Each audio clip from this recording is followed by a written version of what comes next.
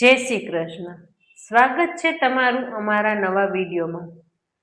આજે આપણે શ્રીમદ ભગવદ્ ગીતામાં શ્રી કૃષ્ણ અને અર્જુન વચ્ચે થયેલ સંવાદના અર્જુન વિષાદ યોગ નામનો પ્રથમ અધ્યાય સાંભળીશું.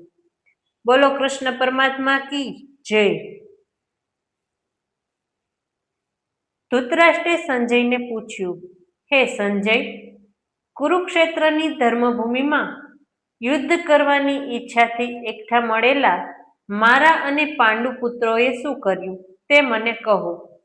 સંજયે ધૃતરાષ્ટ્રને ઉદ્દેશીને કહ્યું, હે રાજન, પાંડવોની સેનાને વ્યૂહમાં ગોઠવાયેલી જોઈને દુર્યોધન ગુરુ દ્રોણાચાર્ય પાસે જઈને કહેવા લાગ્યો, હે ગુરુવર્ય, પાંડવોની વિશાળ સેનાને તમે જુઓ, જેની વ્યૂહરચના આપના બુદ્ધિમાન શિષ્ય ધૃષ્ટદ્યુમ્ને કરી છે.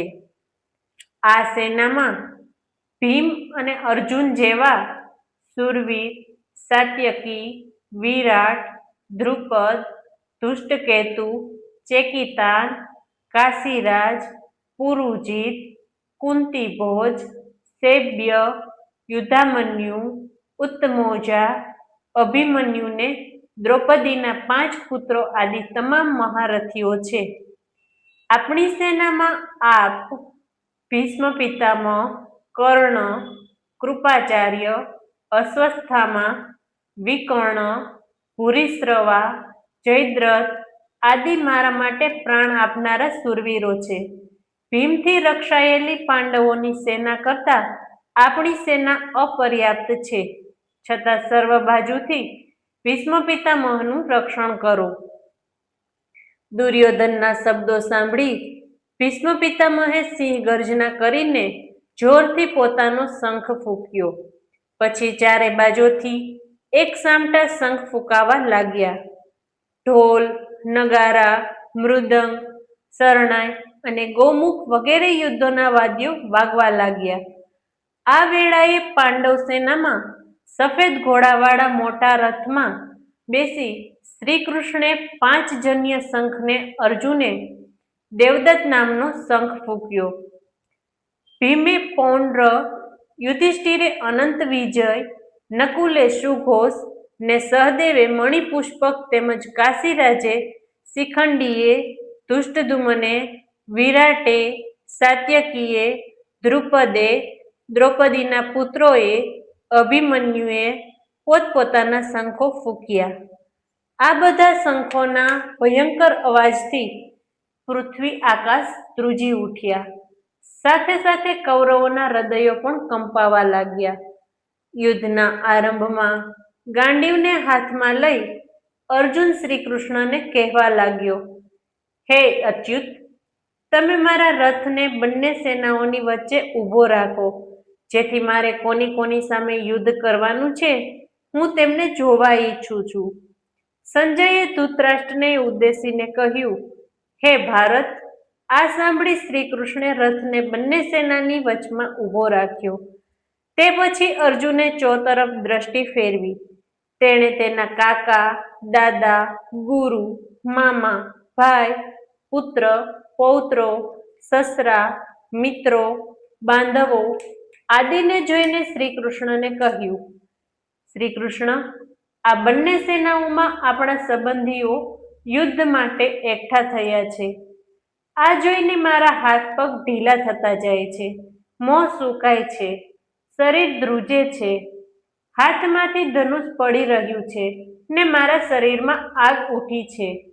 મારામાં ઊભા રહેવાની શક્તિ રહી નથી, મને ચક્કર આવે છે. આ બધાને મારીને મને શો લાભ થવાનો છે? મારે વિજય જોઈતો નથી. રાજ્ય લઈને અમે શું કરીશું? જેના માટે રાજ્ય જોઈએ છે તે લોકો પ્રાણને ધનની આશા છોડીને મરવા માટે ઊભા છે. આમાં ગુરુ, કાકા, દાદા, મામા, સસરા, પુત્ર, પૌત્ર, શાળા ને સંબંધીઓ છે.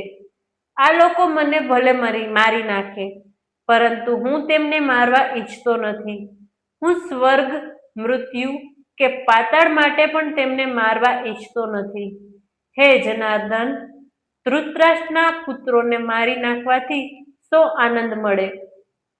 આ બધા આગ લગાડનાર, ઝેર આપનાર, શસ્ત્ર પ્રહાર કરનાર, ધનહરણ કરનાર, જમીન હડપ કરી લેનારા, સ્ત્રીનું અપહરણ કરનાર, આ બધા આતતાયીઓ છે. આ આતતાયીઓને મારવાથી તો છેવટે પાપ જ લાગે. સ્વજનોને મારી નાખવાથી કોણ સુખી થાય છે? લોભવશ થઈ કૌરવ કુળનો નાશ કે મિત્રદ્રોહને જોતા નથી.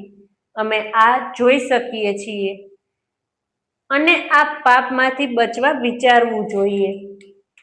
કુળનો નાશ થતા સનાતન કુળ ધર્મનો નાશ થાય છે.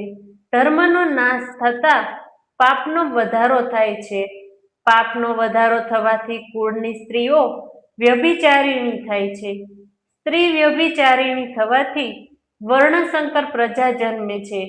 જે કુળમાં વર્ણશંકર પ્રજા ઉત્પન્ન થાય છે તે કુળ તેમજ કુળનો નાશ કરનારા બંને નરકમાં જાય છે.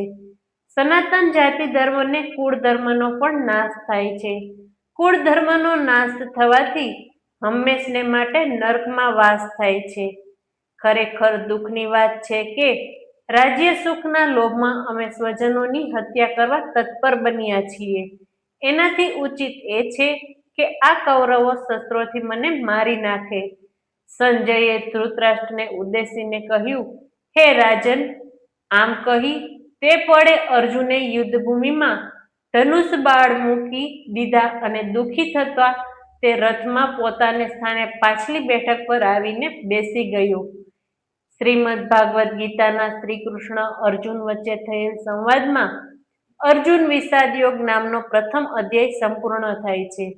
બોલો કૃષ્ણ પરમાત્મા કી જય.